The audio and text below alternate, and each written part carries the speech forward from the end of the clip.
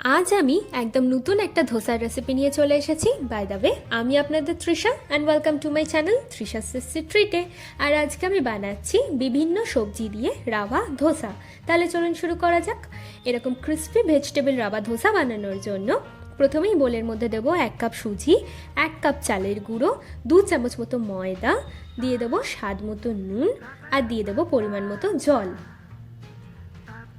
এবার এই সব কিছুকে আমি খুব ভালো করে মিশিয়ে নেব। এই ব্যাটারটা কিন্তু খুব বেশি পাতলাও হবে না আর খুব বেশি মোটাও হবে না। এবার এর মধ্যে আমি দেব গ্রেট করে নেওয়া 2 থেকে 3 চামচ মতো বিট, 1/2 চামচ মতো আদা, একটা পেঁয়াজের কুচি, 2টো কাঁচা লঙ্কার কুচি, অল্প কারি পাতা, অল্প একটু ধনে পাতার কুচি, আর দেব 2 থেকে 3 চামচ মতো গাজর। এবার এই সব কিছুকে আমি দিয়ে দিচ্ছি। দিয়ে এটাকে আমরা খুব ভালো করে মিশিয়ে নেব। এই ধোসাটা কিন্তু টেস্টির সাথে সাথে ভীষণ হেলদিও আর খেতেও ভীষণই ভালো লাগে। দেখুন, এটা আমরা ভালো করে মিশিয়ে নিয়েছি। চলুন এবার ধোসাটা বানিয়ে নেওয়া যাক। এবার প্যানের মধ্যে আমি পরিমাণ মতো সাদা তেল দিয়ে দিচ্ছি, আর তেলটাকে কিন্তু আমাদের খুব ভালো করে গরম করে নেব।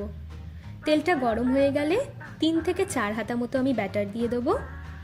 দেখুন 2 মিনিটের পর কালারটা কতটা সুন্দর এসছে, আর এক পিঠ হয়েও গেছে। এবার ধোসাটাকে আমি খুব সাবধানে উল্টে দেবো, আর এই পিঠটাও আমরা হতে দেবো। দেখুন এর কালারটা কতটা সুন্দর এসছে আর কতটা ক্রিস্পিও লাগছে। এই এক একটা ধোসা হতে কিন্তু 3 থেকে 4 মিনিট মতো সময় লাগে। দেখুন আমাদের ধোসাটা কিন্তু একদম রেডি হয়ে গেছে। চলুন এবার এটাকে আমরা সার্ভ করে নিই।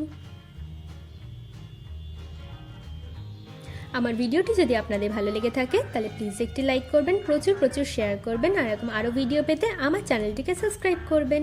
আর ধোসার সাথে যদি এরকম কোকোনাট চাটনি আর এরকম আলুর তরকারির রেসিপি চান তাহলে ডেসক্রিপশন বক্সে লিঙ্ক দেওয়া আছে, আপনারা গিয়ে চেক করে নেবেন। টাটা।